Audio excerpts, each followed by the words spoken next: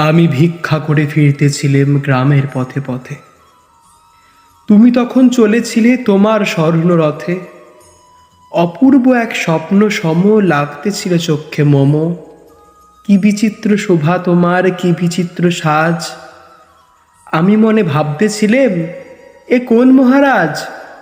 আজ শুভক্ষণে রাত পোহালো। ভেবেছিলেম তবে আজ আমার এই দ্বারে দ্বারে ফিরতে নাহি হবে। বাহির হতে নাহি হতে কাহার দেখা পেলেম পথে। চলিতে রথ ধনধান্য ছড়াবে দুই ধারে। মুঠা মুঠা কুড়িয়ে নেব নেব ভাড়ে ভাড়ে। দেখি সহসা রথ থেমে গেল আমার কাছে এসে। আমার মুখ পানে চেয়ে নামলে তুমি হেসে।